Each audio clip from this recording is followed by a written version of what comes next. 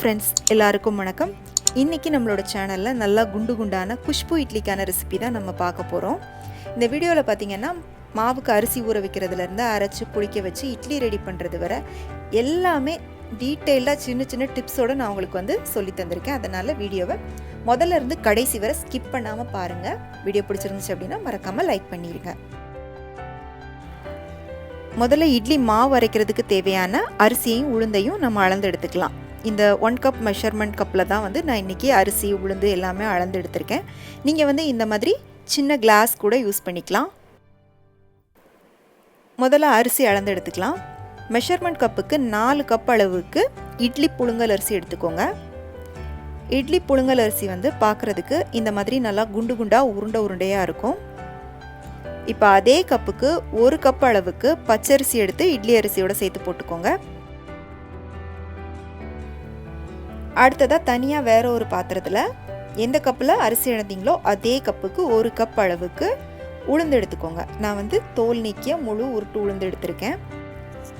உளுந்து நல்ல தரமான உளுந்தாக யூஸ் பண்ணுங்கள். அது ரொம்ப ரொம்ப முக்கியம். புது உளுந்தாக பார்த்து வாங்கிக்கோங்க. ரொம்ப நாள் ஸ்டாக் வச்ச பழைய உளுந்துலாம் யூஸ் பண்ணிங்கன்னா உங்களுக்கு மாவு கிடைக்காது. புது உளுந்தில் ரொம்ப அதிகமாக உங்களுக்கு மாவு கிடைக்கும். அப்போ உங்களுக்கு அரிசியோட அளவு நீங்கள் இன்னும் கொஞ்சம் அதிகமாக போட்டுக்கலாம். பழைய உளுந்து யூஸ் பண்ணிங்கன்னா அரிசியோட அளவு கம்மி பண்ணிக்கோங்க. நான் இன்றைக்கி உதயம் உளுந்து எடுத்திருக்கேன். அடுத்ததாக வேற ஒரு பாத்திரத்தில் தனியாக ஒரு 1/4 கப் அளவுக்கு ஜவ்வரிசி எடுத்து போட்டுக்கோங்க. என்கிட்ட இன்றைக்கி இந்த கண்ணாடி மாதிரி இருக்கிற நைலான் ஜவ்வரிசி தான் இருக்குது. அதனால் நான் அதை எடுத்திருக்கேன். நீங்கள் நல்லா வெள்ளையாக இருக்கிற மாவு ஜவ்வரிசி கிடச்சிச்சு அப்படின்னா அதை எடுத்துக்கோங்க. மாவு ஜவ்வரிசி கொஞ்சம் சீக்கிரமாக அரைப்பட்டுரும், அவ்வளோதான். மற்றபடி அதுக்கும் இதுக்கும் பெரிய வித்தியாசம் ஒன்றும் இல்லை. இப்போ அரிசி உளுந்து எல்லாத்தையுமே ஒரு 3-4 தடவை தண்ணி ஊற்றி நல்லா கழுவி எடுத்துருங்க. நார்மல் டேப் வாட்டர்லேயே கழுவிக்கோங்க. நல்லா கழுவுனதுக்கப்புறமா இதில் நம்ம குடிக்கிறதுக்கு யூஸ் பண்ணுற நல்ல தண்ணி ஊற்றி நம்ம ஊற வைக்கணும். டேப் வாட்டர் ஊற்றக்கூடாது. நல்ல தண்ணி ஊற்றி இது எல்லாத்தையும் ஒரு 6 மணி நேரம் ஊற வச்சுக்கோங்க. இப்போ இந்த உளுந்தோட ஒரே ஒரு டீஸ்பூன் மட்டும் வெந்தயம் சேர்த்துக்கோங்க. இப்போது இட்லி அரிசி ஜவ்வரிசி இதை வெளியில் வச்சுருங்க. உளுந்தை மட்டும் எடுத்து ஃப்ரிட்ஜில் வச்சுருங்க. இப்போ இது எல்லாத்தையும் ஒரு 6 மணி நேரம் நல்லா ஊற விட்டுக்கோங்க. 6 மணி நேரம் நல்லா ஊறினதுக்கப்புறமா நம்ம மாவு அரைச்சிக்கலாம். இப்போ பார்த்தீங்கன்னா உளுந்தை நான் ஃப்ரிட்ஜில் இருந்து எடுத்துட்டேன். நான் இன்றைக்கி கிரைண்டரில் அரைக்கேன். நீங்கள் மிக்சியில் கூட அரைக்கலாம். ஆனால் இட்லிக்கு பார்த்தீங்கன்னா எப்போவுமே கிரைண்டரில் அரைச்சாதான் நல்லா சாஃப்டாகவும் மாவும் உங்களுக்கு அதிகமாகவும் கிடைக்கும். முதல்ல ஒரு 5 நிமிஷத்துக்கு உளுந்தை போட்டுட்டு தண்ணி சேர்க்காமல் அரைச்சிக்கோங்க. அதுக்கப்புறமா நம்ம உளுந்து ஊற வச்ச தண்ணியே மீதி இருக்கும் பார்த்தீங்களா, அதை கொஞ்சம் கொஞ்சமாக சேர்த்துட்டு அரைச்சிக்கோங்க. இதில் பார்த்தீங்கன்னா கொஞ்சம் ஐஸ் க்யூப்ஸ் எடுத்து வச்சுருக்கேன். இந்த ஐஸ் க்யூப்ஸை ஒரு 5 நிமிஷம் கேப்பில் ஒன்றா இந்த மாவோடு சேர்த்துட்டு நம்ம அரைச்சிக்கலாம். இது எதுக்காக அப்படின்னா ஒரு சில கிரைண்டர் ரொம்ப சூடாகும். அப்போ மாவு சூடாயிட்டு உங்களுக்கு இட்லி கல் மாதிரி வரும். நீங்கள் இந்த மாதிரி ஐஸ் க்யூப்ஸ் இல்லைன்னா ஐஸ் வாட்டர் சேர்க்கும்போது உங்களுக்கு மாவு சூடாகாது. அதே மாதிரி மாவு நல்லா பொங்கி பொங்கி வரும் உங்களுக்கு. இப்போ இந்த மாதிரி சைடில் முழு உளுந்து ஏதாவது இருந்துச்சுன்னா அதெல்லாம் பக்கத்துலேயே இருந்து நல்லா உள்ளே தள்ளி தள்ளி விட்டு அரைச்சிக்கோங்க. உளுந்து அரைக்கும் போது பக்கத்துலேயே இருந்து அரைச்சிக்கோங்க. உளுந்து நல்லா இந்த மாதிரி வெள்ளை வெள்ளைன்னு வெண்ணெய் மாதிரி அரைப்படணும். இப்போ கிட்டத்தட்ட நான் ஒரு 40 நிமிஷம் அரைச்சிருக்கேன். மாவு நல்லா வெள்ளை வெள்ளைன்னு பொங்க சூப்பராக அரைப்பட்டுருச்சு. ஒரு சில கிரைண்டர் 25 நிமிஷத்துலேயே ஈஸியாக அரைச்சிரும். இப்போ மாவு கரெக்டாக அரைச்சிருக்கீங்களா அப்படின்னு செக் பண்ணணும் அப்படின்னா நீங்கள் இந்த மாதிரி ஒரு பவுலில் தண்ணி எடுத்துக்கோங்க. அதில் கொஞ்சமாக மாவை போட்டு பார்த்தீங்கன்னா அது தண்ணிக்குள்ளே மூழ்காமல் நல்லா இந்த மாதிரி பந்து மாதிரி மிதக்கணும். இது கரெக்டான பக்குவம். இப்போ நம்ம மாவை எடுத்துடலாம். இதையும் தாண்டி நீங்கள் அரைச்சிட்டிங்க அப்படின்னா டப்புன்னு மாவு இந்த பொங்கி இருக்கிற மாவு அப்படியே ஃப்ளாட் ஆயிரும். அதனால் இந்த ஸ்டேஜ் வந்ததும் மாவு கிரைண்டர்லேருந்து எடுத்துருங்க.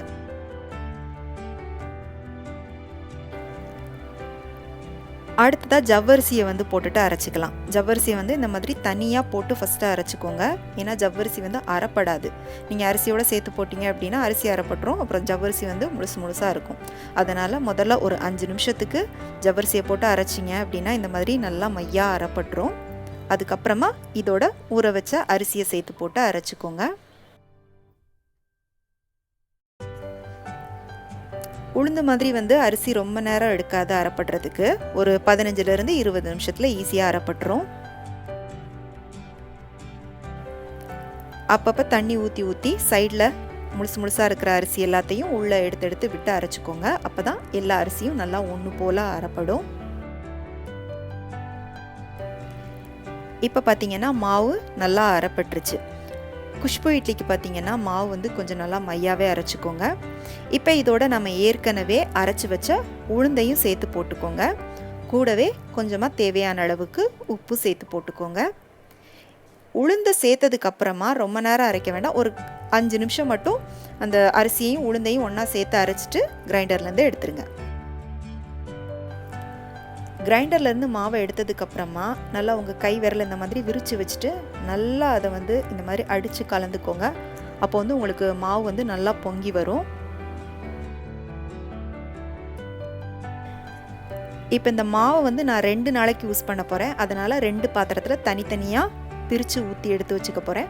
நீங்கள் ஒரே நாளில் யூஸ் பண்ணுறீங்க அப்படின்னா ஒரே பாத்திரத்திலே வச்சுக்கோங்க.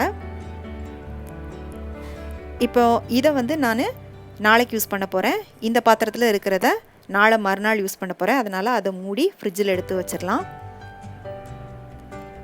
இப்போ நாளைக்கு யூஸ் பண்ணுற மாவை ஒரு மூடி போட்டு மூடி வெளியில் ஒரு 8 மணி நேரத்துக்கு நல்லா அப்படியே புளிக்க விட்டுருங்க. கொஞ்சம் குளிர்காலமாக இருந்துச்சு அப்படின்னா புளிக்கிறதுக்கு கொஞ்சம் டைம் ஆகும். இப்போ பார்த்தீங்கன்னா நான் நல்லா புளிக்க வச்சு எடுத்திருக்கேன். நான் வந்து நைட்டு ஃபுல்லாக நல்லா புளிக்க விட்டுருக்கேன். நல்லா மாவு வந்து பொங்கி பொங்கி வந்திருக்கு. இப்போ இதை வந்து ஒரு தடவை கொஞ்சம் லைட்டாக கலந்து விட்டுக்கோங்க. கலந்து விட்டுட்டு நம்ம இட்லி பாத்திரத்தில் ஊற்றி இட்லியை வச்சுக்கலாம்.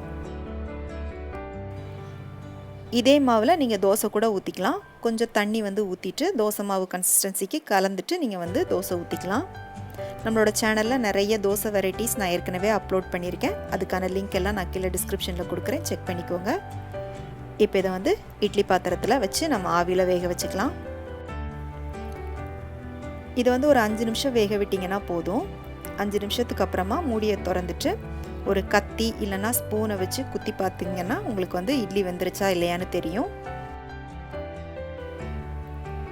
இப்போ இது வந்து ரெடி ஆயிடுச்சு. இதை எடுத்து நம்ம வேற ஒரு பிளேட்டுக்கு மாற்றிக்கலாம்.